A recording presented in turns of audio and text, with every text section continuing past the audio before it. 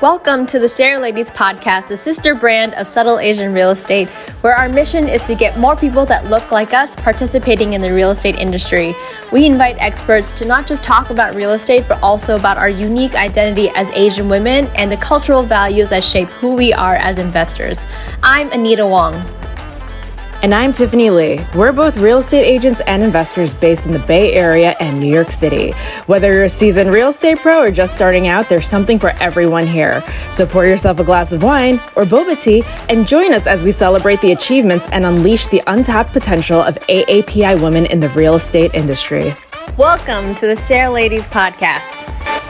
Now let's get on with the show. But first, a word from one of our fabulous sponsors. Dr. Hua Win and her husband, Dr. Jaime Gonzalez, both optometrists by trade and owners of multiple multi-million-dollar optometry practices in the Dallas area, founded Black Steel Investment Group with a passion to invest to impact. With the foundation forged on three pillars, integrity, community, and legacy, they put their investors at the forefront of everything they do.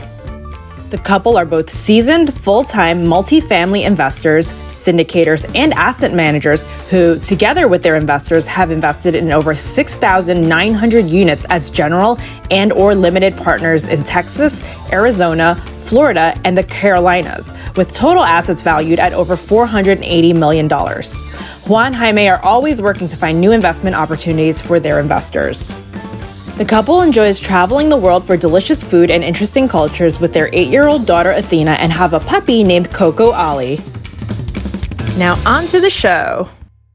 Hello, Pod Squatters! May is Mental Health Awareness Month, and it's my hope and intention that today's special episode and discussion with our dear friend and sorority sister, Michelle Ngo Wong, who is also going to be our SARE Ladies partner for our Women's Leadership Summit leading up to SARECon this year, provides a beacon of hope, understanding, and acceptance for anyone quietly struggling with their mental health due to the misplaced stigma and shame surrounding the topic, which is especially pervasive in the Asian community where the subject has been taboo for a long time and a lot of people suffer in silence as a result. On a personal note, and today's actually going to be my coming out episode, not in the way that you guys think of a coming out, but but a lot of people assume I'm this happy-go-lucky person because I crack a lot of jokes and I perform stand-up. But if you talk to me and have known me as long as Anita has, you'll quickly realize, wow, this chick is miserable, but she's funny though. Like, that's my coping mechanism. So looking back at my adolescence and young adulthood, I've cycled through extreme highs and lows in my personal life and professional career, which in addition to getting in my own way, has also deeply affected those closest to me. And it continues to affect how I show up and for people that I care about and hold obligations to, like my family, my friends, my clients. And it's been a struggle. And it's a continuous work in progress for me to devise strategies, and I call them fail-safes sometimes, to better manage any potential fallout that could result of these swings while still being patient and kind to myself. So as far as coming out, it was only in the past few years where I finally worked up the courage to speak with a mental health professional. And I had found out that I'd been raw dogging life with undiagnosed textbook bipolar disorder, which I make jokes about this in my stand-up. Bipolar disorder is the thing that all the hot chicks have. So it's such a burden for me to deal with this. But, it comes with the territory, I guess. So I have textbook bipolar disorder and ADHD. And last year, I was lucky to meet and click with my SARE Ladies co-host and business partner, Anita. And together, we planted the seeds to connect a tight-knit, supportive group of these altruistic, hardworking, and disciplined girlfriends with our shared AAPI history. And in addition, and in a way, it's helped me identify the parts of myself that, need to heal and parts that I need to work on, because I think, that taboo aspect of, growing up Asian also added an extra layer of pressure to this, right? So without further ado, I forgot to, sorry, I totally messed this up. It's okay. But yeah, there's a lot of work to do. It's okay. It's a lot of work to do. But, the best person I think to help us speak to this is our sorority rock star sister, Michelle Wong. So without further ado, Here to chat with us is our sorority sister, Michelle Wong, who, in addition to being a rock star real estate investor, has also taken on mental health as her personal mission in life. Not only does she integrate into her own work in real estate, but the way that she addresses her own personal healing is so inspirational. And we're so grateful to have her today as one of our sounding boards to speak to this subject, because I think there's no one better to talk about it. So with that said, let's say hello to Michelle. Hi, Michelle. Hi. Happy to be here. Yeah, we're so happy to have you here. And for those of you that don't know Michelle, you may have heard of her since she was on our women's panel at the SARE Ladies Dallas trip. But if this is your first time getting to know her, Michelle has been, has experience as tech consultant for one of the biggest companies in the world. And her journey turns back, when she had an unexpected turn when she stumbled upon a foreclosure notice on her family's home. She was determined to help her family overcome financial hardship related to the foreclosures, litigation, back taxes, that she dove right into the world of real estate. And despite her successful corporate career, Michelle realized that her true passions, however, was into making a positive impact in others' mental health. And so drawing from her own experiences, witnessing her family struggle in silence with her mother's mental health challenges, she was motivated to alleviate the sense of isolation and lack of support that she had experienced growing up. Michelle and her partner embarked on a journey to invest with purpose in real estate. And so they've just created an incredible empire, and they founded a lot of integrity group. They specialize in flipping homes. They do STRs. And, I don't want to give up too much, but her portfolio is just really amazing. So we're just really happy to have, again, what Tiffany has said, turning her career into something that she's really passionate about. And I think that's really rare in real estate, and not just selling and buying regular homes, but really integrating that why into her real estate. So welcome, Michelle. Michelle's got so much depth to her, which is why we loved her. I loved Michelle ever since I first met her on the sorority Dallas trip. We just clicked. I sat next to her singing karaoke and we just got into it. Maybe we were a little drunk. Who knows? We were a little tipsy, but we started sharing and I was so touched by her story. So when we first met on the sorority Dallas trip, Michelle, I was so moved by your personal account of how mental health had affected your upbringing. So in your own words, can you share with our listeners your origin story? Yeah, so I'm an only child, and in my early years growing up, my mom was my best friend. And we did everything together, from shopping dates to restaurant outings, and had fun memories like movies and popcorn in bed. And from the outside, it actually looked like my mom was living a really perfect life. She was an entrepreneur, a third-degree black belt in karate, Polynesian dancer, piano teacher, nutritionist. She was the very first female wrestler at UC Berkeley. So from the outside, she looked like she had it all together. Like she was really successful, in her life. Mm-hmm. And everything shifted when I was 5. And she began experiencing a severe mental illness called schizophrenia. So she started to hear voices talking to herself. She experienced depression, paranoia. She ran away from home. She was in and out of hospitals. And over the next few years, I saw my mom slowly slip away and lose her personality. And that was extremely difficult for my family.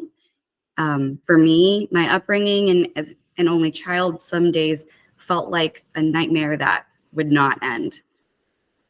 For my dad, being an immigrant from Hong Kong, he had no idea how to handle this. And he didn't even know what mental health was. It's not something we talk about in our Asian cultures.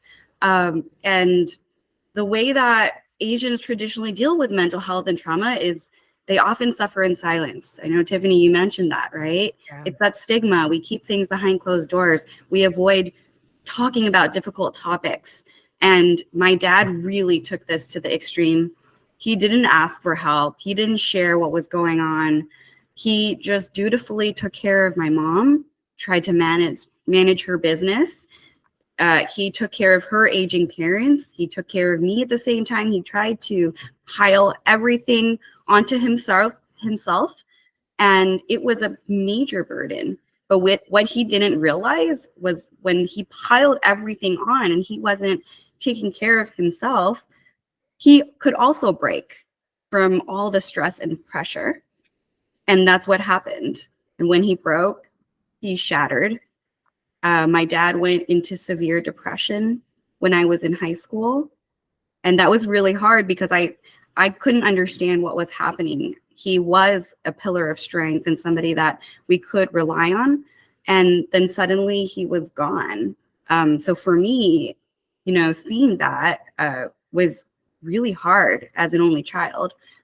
We now know that what he had was something we call caregiver PTSD, which is actually a form of trauma that happens when you take care of someone that's sick and you forget to take care of yourself and your own mental health. So it is a thing, and it's actually a really big thing, a very common occurrence in the mental health space. So, he's improved a lot since then, although he's not 100%. But I wanted to back up a little bit and just share kind of my experience with mental health and how I saw it from my lens growing up. Because I grew up in a Chinese household, I was instructed by my family to not share at school what was happening at home.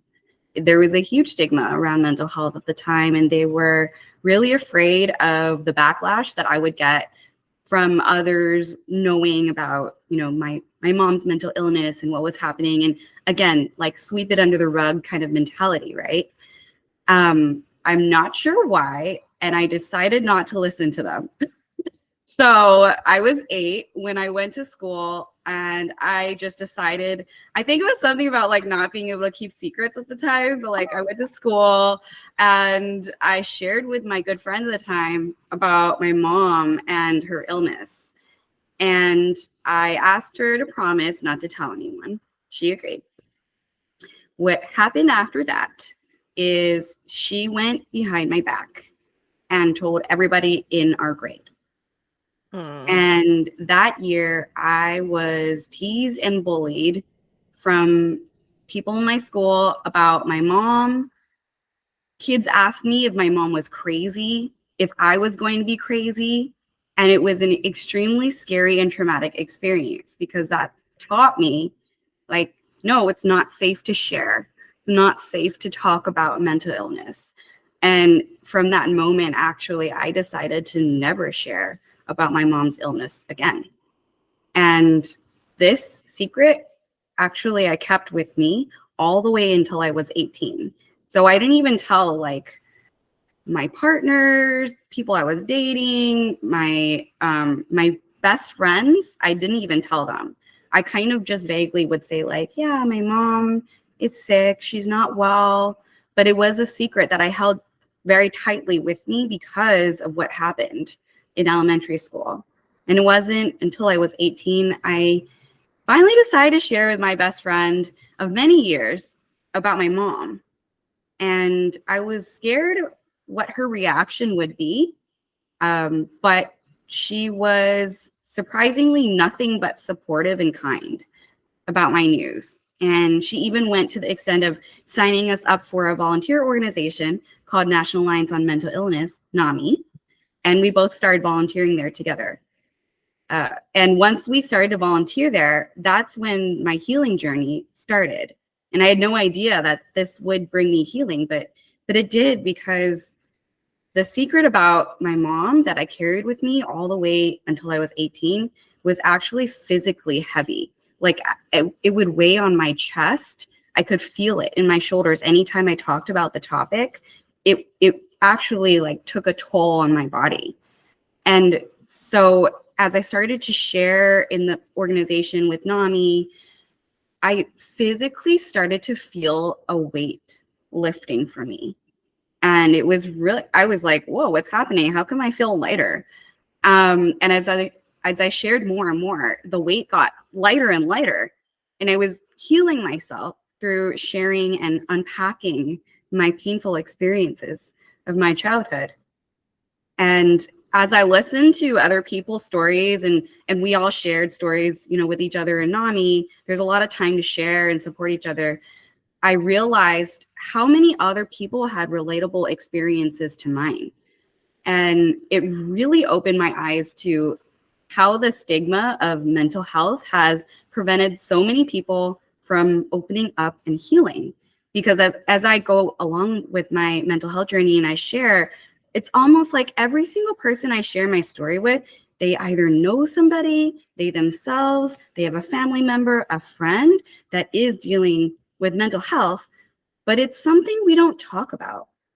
So from that experience, it made me really passionate about just working on helping with people and their sense of isolation and lack of support, similarly to what I experienced growing up. And I would really love to see a world where we can all invest in our individual transformation so that we can bring collective healing to our community. That's so well said, because I feel like there's such a big intersection on what weighed us down was also the Asian upbringing of keeping silent, right? And it's almost done to an extreme there. And I have to commend your father because, taking on that whole load, that family load of taking care of everyone, that's such a virtue in Asian culture. And just to be so proud to like do it and just eat, like just internalize it and keep it in.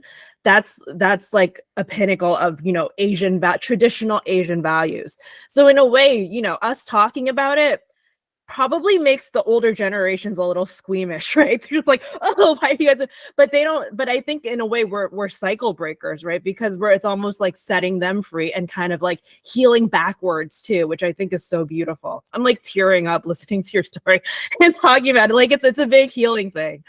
All right, stop, Tiffany. Get it together.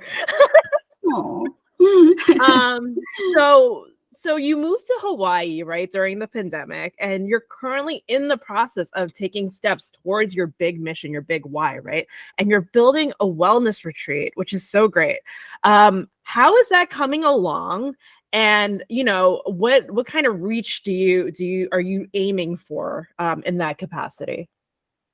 Yeah, so I started my real estate journey with the goal of making purpose-driven investments. And it has always been my dream to create financial and time freedom so that we can make an impact in the mental health space. That's really why I decided to leave my corporate job and start real estate investing in the first place. And what I did a few years back is I wrote a 3-year vision. And this is called Vivid Vision, which is an amazing book by Cameron Herold, by the way. Highly recommend if you're interested in doing the same. And in this vision, I outlined things in my life that I wanted to achieve 3 years into the future. So I think we've all done a really similar exercise, in the past. But for this particular vision, you have to get really, really detailed, like how much passive income I wanted and what type of real estate portfolio, what I was going to be doing with my time in 3 years, where I was traveling, who I was with, how I felt, the condition of my health, where I was living. And honestly, I didn't go back and read it too often. Although I would, sometimes verbally share my vision with people that I met. I think that kind of like gave it life and some energy. And I kid you not, pretty much at the 3-year mark, our portfolio had grown to pretty much a size that I could say we've reached financial freedom. And we were ready to move to Hawaii and build our passion project. So it's amazing. I'm a true believer of the vivid vision and manifestation because of that. I wasn't until I saw it happen and it came true. And it was like, okay, it took 3 years for me to like beta test this. And now I know like, oh, this works. And so I highly recommend anybody, interested in doing the same exercise, look up the book Vivid Vision and create your own vision. But basically what I did Will we be doing this during the summit, our leadership summit? Because I think you can't just like lead that. We have to we have to actually practice it now. I love that. Is that Yeah, gonna be a part of the program? we Okay, certainly well, can. advertising people, if you come to our summit, which clearly sounds like hasn't been planned yet because it hasn't been, but we will work on it and we're gonna do it together. And I think, we're gonna make your 3-year visions come true just like Michelle's has. Yes, I want that for everybody. Yeah. So yeah, let's definitely do that. That's a great idea. Awesome. So what I did at that point, as I was kind of thinking about like, how do I want to make an impact in the mental health space? I just kind of knew like I wanted to, but I didn't know how. I did an inventory of all the things that I loved in my life: travel, hospitality. I really loved hosting Airbnb guests, interior design, wellness, mental health, building automated systems, creating magical moments of healing and transformation. And I arrived at the idea of building a wellness retreat focused on mental health.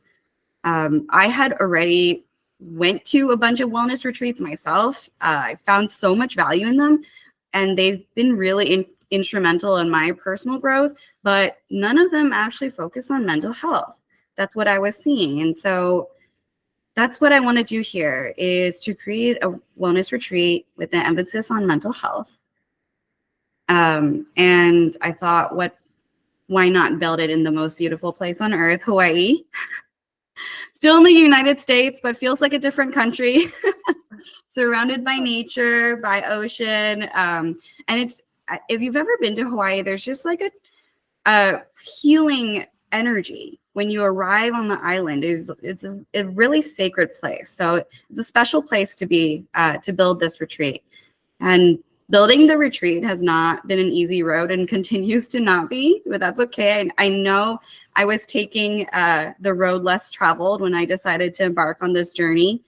We moved over a year ago and I was really ambitious. I was like, oh, maybe in a couple months I'll find a space.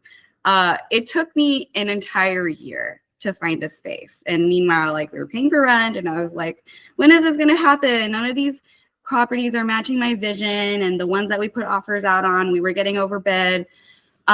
So we were getting really discouraged at one point, and I was actually starting to question my vision. Like, should I look somewhere else? Do I need to look on another island? Like, is there something I'm not doing? Finally, we found the one property, and I'm so excited to announce that we're actually closing in a couple weeks. And this property checked off. Thank you. This property checked off like everything that I was looking for. It's 2.25 acres of agricultural land with 3 separate living spaces. It has ocean views, which I think is really important. On the island, you want to experience the ocean, right? Why come to the island if you can't see the water? So ocean views, mountain views. It's honestly, in my opinion, the most perfect space for a wellness retreat.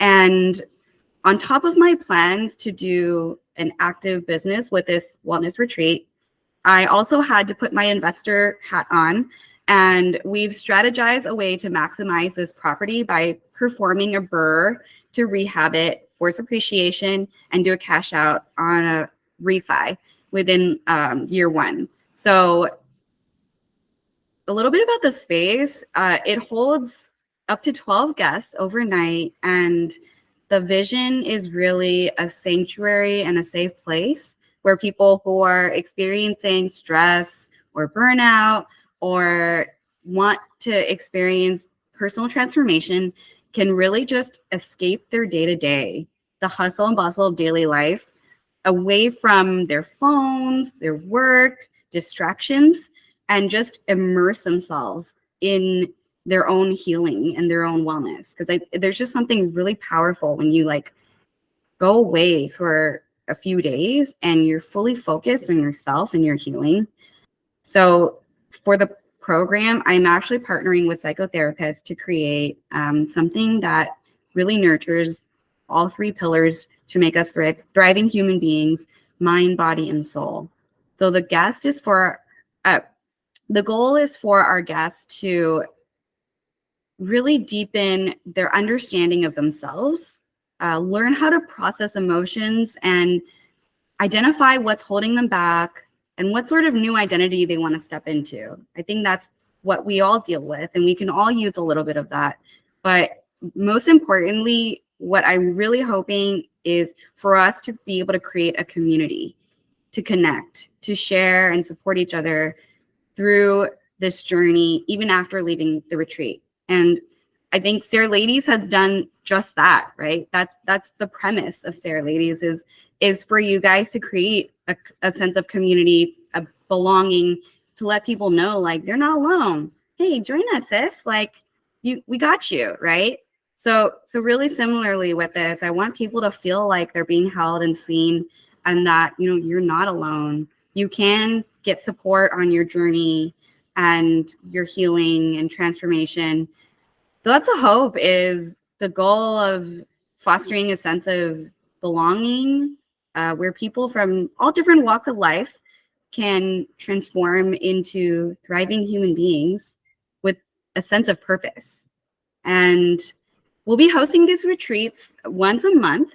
And in between, we're actually opening up the space for other retreat hosts to rent the space. So if you know anybody that is interested in renting a space for 12 people overnight, it's an incredible, beautiful property. You'll be seeing it on my Instagram if you're curious. I'll be posting a lot of stuff about the retreat on there. And I don't know, maybe someday we'll be able to host a SARE Ladies Mastermind retreat in Hawaii. Ooh. You mentioned that there was going to be like a community building around it beyond the events, right? Do you envision like a digital component to this when people like leave Hawaii? Like those 12 people, maybe they all stay in touch with each other and they hold each other accountable to their 3-year vision. And this is like just spitballing. Sometimes I just come up with business ideas while we do this. And then we do these podcasts. Yeah. Girl, you are spot on. That's exactly the vision, is like 3 days is not long enough for any of us to like heal. It's gonna take work. It's gonna take time. All these things didn't happen overnight to us, and so it's gonna take time to untangle them and really learn like what is this new identity I want to step into. And community is the most important thing here. Is I think a lot of people just feel like they don't have the right support network. They feel alone. They don't know who to reach out to, and a lot of people don't feel comfortable reaching out to their family and friends. So the goal here is for them to continue to stay connected and hold each other accountable to their dreams and visions. That's awesome. Michelle, we used to have, after following our sorority Dallas trip, or actually right before our sorority Dallas trip, I kicked off like a sorority like a weekly meetup. Like that was a digital meetup following like before the Dallas trip and after the Dallas trip. And it's kind of been sunset because I didn't have that clear vision. Like it was originally about real estate goals, but that's just one layer of it, right? I think, I've always seen real estate as a means to an end. Once you have that financial freedom, you almost feel more free. Like you're allowed to pursue the things that you want, and you give yourself permission to like chase after your dreams that maybe you're not ready to like even accept that part of yourself, because there's this weird like, who am I to deserve to do what I want to do, right? And I think that's like a mentality that's ingrained in a lot of Asians, where it's like you have to work hard and then you get to enjoy. But that's kind of like doing things out of order. Like you need to do the stuff, you integrate the stuff that you enjoy so that you have that drive to show up to work. Otherwise, you just drive yourself go miserable. You just, yeah. So I love, what? I would love to reboot that SARE Ladies accountability group and layer in your initiative too, just to give it some depth. Like you talking to you about this has like given me this idea of like, there was something missing in it, and I would love to bring it back with that if that's something you're open to. Sorry, putting you on the spot on the podcast. Yeah. No, I love that. I mean, I'm all about this. Like real estate, I love real estate. Don't get me wrong. Like real estate's amazing, but at the end of the day, it's a vehicle. It's just a way to get you to where you want to go. The end goal isn't real estate, right? Because if you just had real estate and you had nothing else, you're going to be lonely and miserable, and maybe rich, but lonely and miserable. And no one wants that. So, you know, what I love about real estate is the power that it can create when it comes to like living your best life, more time freedom, more financial freedom, more time with your family, more opportunities to travel, whatever it is that really lights you up. Yeah. So I'm down. Let's do it. Yay! I By the love way, that. Anita, yeah, I was like, Anita, get off mute because we see you laughing, but I can't hear it, so it's not the I same. know. I'm just like secretly like cheering in the back, and I'm like, oh God. But yes, I totally agree with that. Right? It's like there's so much to real estate, and the reason why we love it is that because it gives you the power and the agency to do the things that you want, and even more so, which is why we're so passionate about getting more women to do real estate, is because it gives them the agency to, I mean, yes, financial freedom to move out from your job, but also like to, maybe even address the things the trauma that you've had in the past, the, generational things that you don't want to be, you don't want to be carrying anymore, or the relationships that you are feeling siloed in and you feel shackled to. And so it's such a, I think there's so much to that, and I hate I hate the word financial freedom. I mean, it's just because it's so shallow. It's just like, what does that even mean, right? To me, it's just like, but like, why financial freedom? Why, like, where do you need to break free from, and what does the money or break you free from? Because I think, like what you were saying, I think we had an earlier conversation about this, but it's like, what is being rich, right? It's like, what is like real wealth to you? And I think I've been exploring this concept just recently in my life, because it's just like I could always want more money and more money and more money, but I think real wealth is wealth. I think I just thought about this last night. I was like, real wealth is being able to sleep 7 to 9 hours and like every day. Real wealth is being able to go and go take care of your family whenever you want, or go on vacation, or when you need a break. Real wealth is being spend time with your children if you have children, and so that's wealth. That's real wealth. And it's like, and to me, it's just like, if you're spending all your time making money, which you can. Lots of people in this industry certainly do. To me, it's kind of like a reversal. It's like you're kind of digging yourself into another hole, you know? So that's my recent revelations. I love how like women can have these conversations about this emotional death. Like if you look at other like men having conversations about real estate, they get all stuck in the tactics and the numbers. I feel like that's why we need more female representation in real estate. Like we add a layer of like soul to the numbers, right? There's another layer to it of like, it's not just, I don't know, guys are boring. Sorry. Don't get me wrong. I love the tactical stuff too, but if it's like pointless, you're just like, what? Like, they're literally in an echo chamber saying the same things to each other over and over, like this tactical stuff. Like once you solve that, then they're like, they don't know what to do with their emotions. They're like, cool, we're making money, now what? Like, and I think that's a whole other thing to unpack, right? With the toxic masculinity and they don't talk about their feelings. So they should go on a retreat, a bro retreat, and get in touch with their feelings. I feel like that's something that you can solve too, Michelle. Yeah, that's actually something I want to solve, and my husband has done that. He's literally in a program. I wouldn't call it a bro retreat, but he's in a program. The patriarchy. Yeah, that they do that. Like they get deep and they share their emotions and they talk about tactics, like with breath work and how to manage stress and all these things. And I'm like, I didn't even know there was a program like that. And that I've seen him transform too. I think everybody needs it. It's not just women. Yeah, so definitely something I've been thinking about. But yeah, in terms of like what you were saying, Anita, I think there's kind of a perspective of like what financial freedom looks like. And, when people hear the term like FIRE life or whatever, they're like thinking of this like millennial on a yacht, like, throwing money in the water, like traveling and like, with like a bunch of girls around them. That is one way of living, but I also see it as like you have the ability to freely spend on what is meaningful to you. That could be giving back to the nonprofit that you believe in. That could be, taking care of your mental health is one thing. Like, seeing a therapist is not cheap. To see a private therapist, it could be $250 a session. If you're seeing them once a week, that's already $1,000 just to see that. And that's what happens to a lot of people is they put their mental health aside because they can't afford it and their insurance doesn't cover it. So that's really unfortunate. But when I think about, financial freedom or lifestyle freedom, that's really what I think about is like being able to spend your time and your money on the things that really matter to you. Yeah, I love that. That's actually a great segue to our next question. Hey, we're going to take a little break, but in the meantime, here's a shameless plug for one of our amazing sponsors. What are your goals for the future? Whether it's starting a business, growing your investment portfolio, or securing your financial future, you need a lawyer on your side to protect your interests.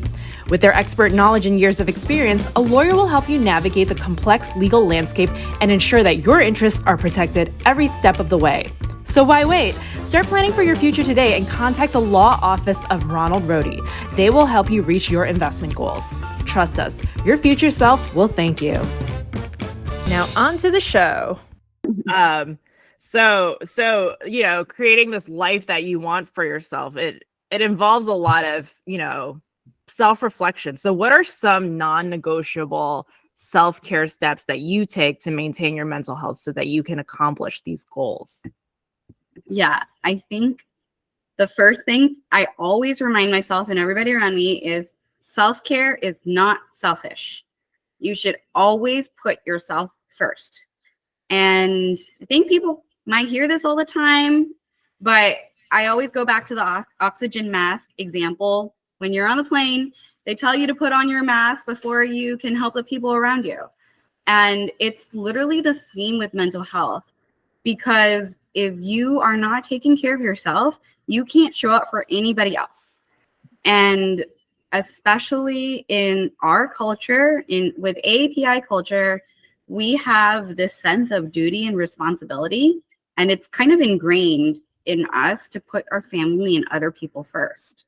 So I really want to change that perspective, because I saw firsthand what could happen, like my dad, if you put other people first. You eventually will break, and you're going to break, and it could be years. Like, I think he's been dealing with his PTSD for over 15 years now. It's been a long time. So I think that the first step is really just about being more conscious of your emotions, how your body feels. What are your stressors? Are you, is your body giving you signs like you have like clenched shoulders? Do you have like shallow, quick breathing? Is your brow furrowed? Is your jaw tight? These are all signs of stress. So really just learning to tap into your body and pay more attention to these signs, I think is going to be really important. But when it comes to tools, these are kind of things I really love maintaining in my life for my mental health. But I really encourage you to just maybe just start with one. My journey has been a long one. I've always been pretty aware of my own mental health because of what happened to me, and trying to be, a healthy person for that reason. And so, it's taken a lifetime for me to incorporate these things into my life. So I don't expect to just add all these things tomorrow and you'll be better. But I would take it day by day. So some of the things that have really worked for me is meditation, exercise, movement, all of that helps with emotions too. It helps with brain health, time in nature. There's so many studies about, just spending time outdoors. It actually recalibrates your cells. So there's, scientific evidence about that. And then nourishing your body with nutritious food, because that's really what fuels your body and your brain, is what you put into your body. So if you're putting a bunch of junk, if you're adding dirty oil to your car, is your car going to run well? It's the same standpoint with food. Is you have to pay attention to what you're putting in your body, because you want your brain and your body to run well. And then sleep. Sleep is really, really important because that's the only time that your body repairs itself. It's so important that you prioritize sleep. And like, I would just encourage you, if you're interested in any of these things, like, start out small with meditation. Some people are like, oh, I can't meditate, I'm too antsy. Start with like 1 minute a day, 2 minutes a day. It doesn't have to be like you're going to sit there for 1 hour and meditate. Like, really just start in small increments and just start kind of like building these habits. And maybe it doesn't look like a full-on meditation in the beginning. You're just like breathing deeply and tapping into your body. And I encourage you, like, especially for people that work at a computer for a long time, to do this every 20 minutes. Is just take a break and breathe for like 30 seconds, because then you really override your nervous system and calm everything down. So I think it's important to do that regularly. And finally, I think the most important thing is surrounding yourself with a healthy support network so you can connect and share with other people if you need support. At the end of the day, like, humans are social creatures and we're built to help each other. So, I know some people say, like, I'm introverted, like, I don't like people, but really, humans are biologically programmed to need each other. Like, we are not a species that thrives like solo on our own. So, create a support network that you feel safe with, and just be more intentional about building that, whatever that looks like for you. Finally, I actually created a list of all the things that make me happy, and I call this my happiness toolbox. And I print this out and stick it on my wall. So on my list are things like upbeat music makes me happy, dancing, laughing, delicious food, catching up with friends, being in the ocean. My list is pretty long, but these are the things that make me happy. And sometimes you forget, especially like if your energy's low, if you're tired, if you're feeling down, you can't think of these things immediately. So I like to have it on my wall just so I can like look up and be like, oh yeah, I haven't done that today. So I'll look at my happiness toolbox and then I'll do one of the things and it immediately boosts my mood. So highly recommend doing that. That's awesome. Just keep it in front of your face in case you need a reminder of what brings you joy. So it's like the vision board, a happiness board, happiness toolkit. Yeah. All right, Yeah. Anita. Yes. So I, obviously our audience are mostly API women, and I think you touched upon it earlier about your own Asian identity and how that has impacted your own mental health. What do you think are some unique challenges faced by API women that you've seen when it comes to maintaining good mental health? And what are some key tools that we can use to face those challenges?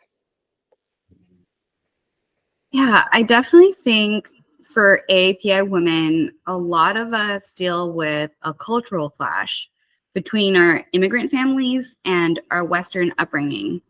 So many of us grew up in the United States, but the culturally at home, our parents are bringing their perspective of what they learned in their original countries. And a lot of API parents push the idea of filial piety, which is the duty for you to take care of your parents because they sacrificed so much for us to come to this country and build this life. And also uphold the model minority myth, which is someone that values obedience, conformity, and especially with female daughters is, this is the perspective that a lot of our parents take. But what happens when you view us API women through this lens, these viewpoints teach us that it's not okay to take up space. So what that means is so many of us feel silenced, like we can't push back, we can't raise our voice, and we're pressured with this sense of duty. Like, we just have to suck it up and take care of our family and our parents because that's what's expected of us. And all of this is actually not conducive to maintaining good mental health. and prioritizing our well-being, because it teaches us to put others before ourselves. So it's actually like the opposite of the airplane mask scenario, right? It's like you're busy putting masks on everybody else, and then you're just going to pass out because you forgot to put on your own.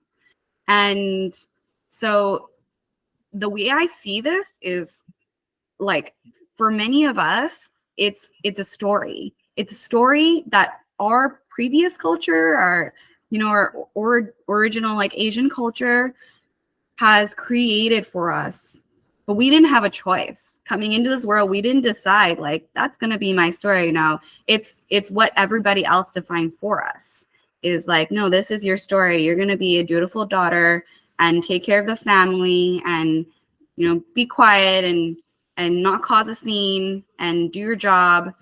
But I think that's not right. I think you have a right to have a voice and take up space. And so the question I like to ask is like, whose story is that? Is it my story or is it their story? And giving yourself permission to take back that space, building a new story and a new narrative, not one that somebody else created for you. And I know, it conceptually, it sounds easy, like, let me create a story. No, it does take a lot of courage. It's not easy because these cultures are so deeply rooted in their perspective and their upbringing and what their parents taught them. And so it's not going to be an easy journey, but I think this is really where you can lean into your support network as you take this journey, and the importance of like building a healthy support network around you. So as you're embarking on this and creating a new story for your life, you have people that are supportive of this. I love that. I feel like in a lot of ways, a lot of these AAPI women, I'm like blanking out. Like we come from these immigrant families, but in a way, being living between these two worlds of like traditional values with the westernization, we're our own like we're trailblazers in a sense. Like no one has done what we're doing before. No one has had to like meld these two conflicting cultures and worldviews and create like a roadmap. So in a way, we're kind of like building the map for the next generation and they can improve upon that, right? Yeah, I love that. What's that saying? Was it John Adams saying? He's like, the grandparents were the warriors so that their sons and daughters can be merchants, and then their sons and daughters can be poets. It's all sons, but I'm adding daughters to it just to dismantle the patriarchy. Like that's the original quote, but because this is a SARE Ladies podcast, I'll just say sons and daughters. Can't do that. So like with each generation, we get a little bit, I guess more, and you peel back the onions, the more they came from such a survival mindset, because I think a lot of that, it's, they grew up in wars. Like if you think about like and that's where the survival mentality of just gather instead of thriving, it was just surviving. So it's kind of, it's cool that, we're trailblazing this whole like, maybe our kids are going to be too soft. I don't know, but I would rather maybe have that. That's the goal. That's actually the goal of financial freedom, that we just have soft, mushy kids, like, who can think, okay, I kind of mean that. Zero edge to them. I would rather have kids that like can have the space to tap in their emotion, not be in survival mode the whole time. Right. And I think that's, my dad was literally in a famine. I mean, he talks about eating like the shell of like rice, like all the time. And I mean, all the time, he kind of just let's like drops a bomb and lets it sit, as Asian parents do. But, and he's still in survival mode. He'll call me and be like, do you have food? I'm like, yes. Like, I'm in America. There's like, I can't stop the food from coming, actually. so they're like, and that's the first thing he asked. Even like, I was like, what? So, and I think that's so super profound too, because those are the things that we carry, right, from the previous generation. And obviously we're thankful, but we're like, now we can have the space to kind of do these new things. And I also love that it's like, you're talking about the support network too. And like, and I think I talked about this with Tiffany too, is just, I think that like our friends, our best friends, our supportive networks are just a reflection of who we are in different chapters in our lives, and they shape who we are, right? And so I think like to lean on that and to make sure that you really have, like, look into your support network, see how it's feeding you, like like food, it's like, it's also like your daily intake, it's like you feed yourself the perspectives of your closest friends, your closest family members, and be really cued into whether that is contributing to the person that you want to be, and whether, it's like, and to me it's like, we also underestimate, like, we also don't, sometimes we don't need supportive structures. How much of the times are you like, you actually know the answer yourself to most of the questions, right? You pretty much do, because you're a trailblazer in your own life, and so like, are your supportive networks just giving you permission to take up the space, like you can trust your own opinion. I don't need to tell you this thing, like. And I think that's also kind of maybe a thing in Asian cultures too, because like I can imagine my mom in my head be like, "That's not the thing to do," like, like, tiger momming into the whole thing. And it's taken me like some time to learn to like trust my own voice, that I've already known the answer all along. So, ramble, but yes, I love that. Yeah, it's true. As you look back, the reality is you are a lot more wise than you think. And most of the time you have the answers in you, but we're so inundated with distractions and unsolicited advice from our family, and expectations and the fear of judgment and the fear of what people are going to think about us and our ego. All those things crowd the space, so we can't tap in and listen to ourselves. But at the end of the day, we have all the answers. yeah. I think about it like, I sometimes like think about like my own wisdom, my own self-knowing as ancient, right? It's like, this is like my grandmother and my mother all had, like they pass their genetics and, knowing to me. Like, why would I not freaking know the answer, right? It's just that I'm doubting it, So I think, like, don't let people tell you that you don't know the answer to your own problem. It's like you are the embodiment of, amazing women behind you, right? Your mother, your grandmother, your great grandmother, and so I think your wisdom is ancient.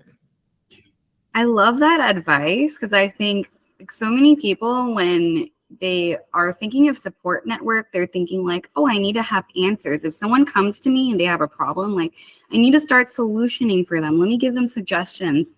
But really, like that, so a lot of the times people aren't looking for advice. A lot of times people are just looking for someone to hear them out, to be seen. And the best way that you can show up for somebody is just listen. Just listen and kind of pull those answers out of them, because they already have the answers. They know, but they just need somebody to validate that. Yeah. I love that so much. So for the sake of time, I'm just gonna skip ahead, and then, if you want to get more of Michelle, you're gonna have to come to our women's summit. You're gonna get more of this. Plug. It's gonna be so good. It's gonna be so good. It's gonna be so much healing. It's our first women's summit, leadership summit ever. And I actually, in this whole idea actually came about because Michelle calls me during the Dallas trip, and then she's like, okay, first of all, there's a lot of dudes in this women's trip. I'm like, yes, that's true. She called me out on it, and I don't know why, but I respect that a lot. And I'm like, yeah. And then she's like, we need something women only, like just being vulnerable with each other. And this is a response of that. And I love that so much, because it's like we're in this whole thing together, like I appreciate women coming to be like, this is how this can help me in our community. And I just love receiving that feedback, and then even just teaming up together and seeing how our creativity can thrive, and even support her business, right? Because like she has a whole wellness thing going on, and just like tap into each other's talent. And I love that so much about this community. So that being said, you want to come to our our pilot trip, our pilot women's summit is going to be around the 28th. We're still finding out the details, but if you want to know more about it, there's going to be a link in our show notes to get the information. And yeah, it's going to be in Costa Mesa in California. So, and if you are coming to SARECon, come, and it's going to pack a whole punch, because the whole purpose of it is that we'll build the soft skills while SARECon is the hard tactical real estate skills. And we want to teach you on how to just be, better leaders for yourself, know yourself, but also like there's so much to it to have an effective conference. And if you're in real estate, you go to a lot of conferences. So this is going to help you prepare and then just be with a place with your sisters and to kind of like see like what kind of negotiator are you, what kind of leader are you, and then head into this like conference fully armed. Do you have anything else to say about that? I just kind of made that up, Michelle. I have something. You said something really, sorry to like just hijack the conversation, because I know that the question was directed at Michelle, but Anita said something really like the word negotiation, right, stuck out to me, right? Because when people historically think of negotiation, they think hard, like playing hardball, and that's like a masculine view of negotiation. I think true negotiation is really listening to the other person, listening to yourself, and really connecting what those two needs are and where they meet, so that it's a win-win situation. It's I think, in my opinion, a great negotiation is finding that win-win. It's not a zero-sum game where someone has to win, someone has to lose so that someone else can win, right? And so I think, that's a female take of negotiation that isn't toxic, and it'll make the world a better place. And that's my Miss America hot girl bipolar answer. Nice tip. I totally agree with that, but she puts it kind of better. Michelle, do you have anything to say about our summit or anything like that?